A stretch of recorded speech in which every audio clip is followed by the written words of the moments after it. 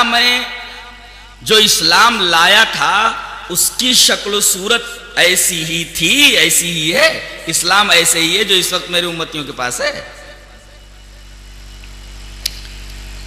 پیدائش سے لے کر موت تک بدعتوں کے سلسلے جاری ہیں، جبکہ نبی کریم صلی اللہ علیہ وسلم نے اسے گمراہی کہا ہے، ضلالت کہا ہے، اور آج جیب بھرو پیر اور پیٹ بھرو مولویوں نے ان بدعتوں کو عین سنت قرار دیا ہے۔ اس حدیث میں یہ مسئلہ بتایا گیا ہے کہ دین کی بنیاد عقل اور قیاس پر نہیں ہے۔ اگر ایسا ہوتا تو موزے پر مسا نیچے سے ہوتا، اوپر سے نہیں۔ اب کوئی اگر اس کا الٹا کرے تو اسی کو بدعت کہتے ہیں، اور بدعت سنت کا عین اپوزٹ ہے۔ آدمی ایک بدعت کا ارتکاب کرتا ہے تو ایک سنت اس کی زندگی سے نکال لی جاتی ہے۔ اسی وجہ سے شرک کے بعد سب سے بڑا گناہ اور سب سے خطرناک چیز بدعت ہے۔ یہی وجہ ہے کہ نبی کریم صلی اللہ علیہ وسلم ہر خطبے میں ہمیں اس خوفناک چیز سے ڈرایا کرتے تھے۔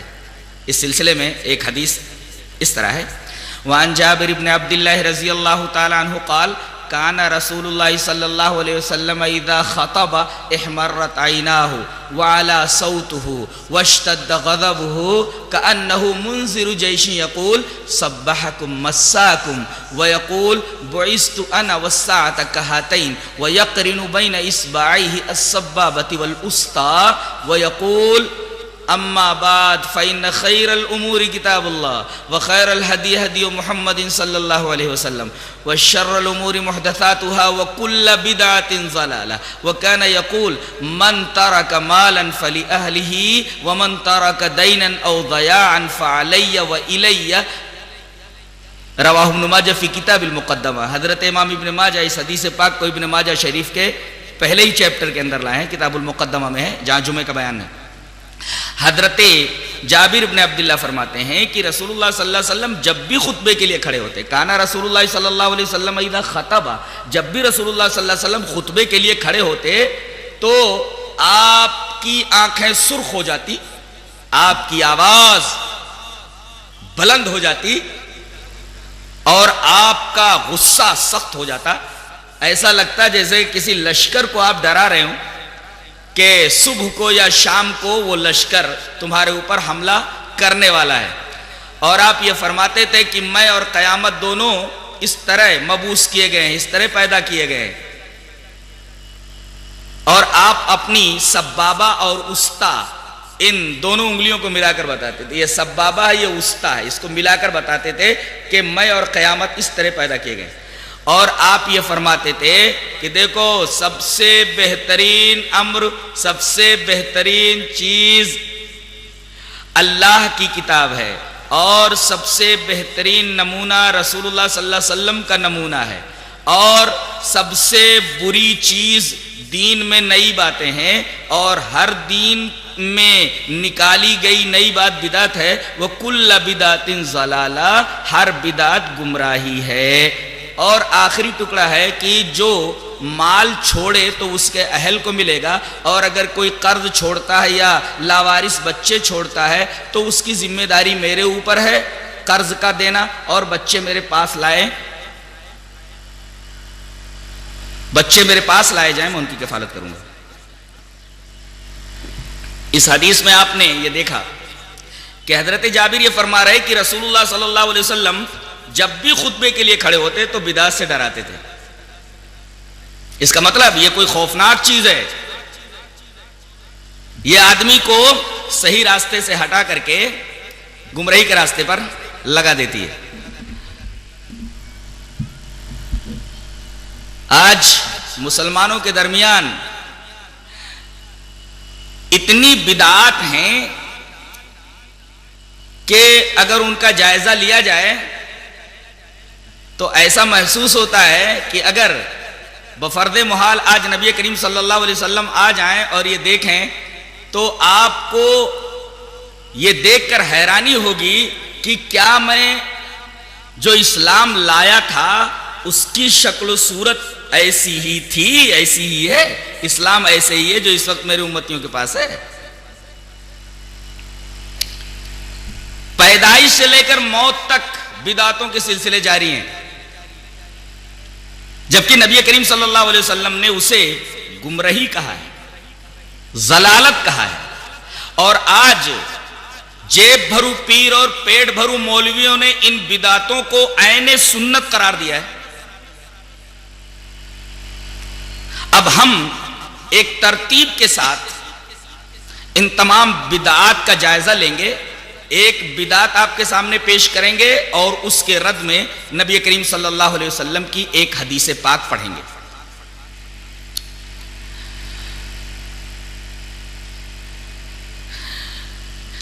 ایک بدعت ہمارے درمیان یہ ہے کہ ماہ سفر یہ منحوس مہینہ ہے، اس مہینے کو لوگ منحوس مہینہ مانتے ہیں۔ اس مہینے کو منحوس ماننا یہ بدعت ہے۔ حدیث جو اس کے خلاف ہے، اس کا رد کرتی ہے، وہ اس طرح ہے: وعن ابی ہریرہ رضی اللہ تعالی عنہ عن النبی صلی اللہ علیہ وسلم قال لا عدوى ولا طیرة ولا حام ولا سفر رواہ ابو داؤد فی کتاب، رواہ بخاری فی کتاب الطب۔ حضرت امام بخاری اس حدیث پاک کو ایسے ہی کتاب الطب کے اندر لائے ہیں۔ یہ روایت بخاری کتاب الطب کے اندر موجود ہے، راوی حضرت ابو ہریرہ ہیں۔ حضرت ابو ہریرہ رضی اللہ تعالیٰ عنہ فرماتے ہیں کہ نبی کریم صلی اللہ علیہ وسلم نے فرمایا کہ اسلام میں چھوت چھات نہیں ہے کہ ایک شخص کو ایک بیماری ہو، اس کے پاس بیٹھنے کی وجہ سے وہ بیماری تمہیں لگ جائے۔ سوال یہ ہے کہ اس آدمی کو بیماری کہاں سے لگی؟ کہتے ہیں یہ فلاں کی صحبت میں بیٹھنے کی وجہ سے بیماری لگی تھی، تو سوال یہ ہوگا کہ اس کو بیماری کہاں سے لگی؟ اس کا مطلب یہ ہوا کہ چھوت چھات یہ اسلام میں نہیں ہے، اللہ کا حکم جب تک نہیں ہوتا کسی کو بیماری لگتی نہیں ہے۔ تو لا عدوہ چھوت چھات نہیں ہے اسلام میں، ولا طیرۃ۔ زمانے جاہلیت میں لوگ کیا کرتے تھے کہ پرندے کو اڑاتے تھے اور مقصد اپنے دل میں رکھتے تھے، اگر پرندہ دائیں طرف نکل گیا تو سفر کرتے تھے یا وہ کام کرتے تھے، اگر بائیں طرف چلا گیا اڑ کر کے تو وہ کام نہیں کرتے تھے۔ ظاہر ہے کہ ایک توہم ہے، یہ اس قسم کے وہم کا اسلام میں کوئی تصور نہیں ہے۔ اسلام نام ہے یقین کا، گمان کا نہیں۔ اسلام میں جو کچھ ہے سب کا تعلق یقینیات سے، وہمیات کی یہاں گنجائش نہیں ہے۔ تو لا عدوہ ولا طیرۃ، چھوت چھات نہیں، پرندے اڑا کر کے فال لینے کا معاملہ نہیں ہے۔ ولا حامۃ، الو منحوس ہوتا ہے، اس کا کوئی تصور اسلام کے اندر نہیں ہے۔ الو بولنے لگتا ہے، کہتے ہیں منحوس جانور ہے۔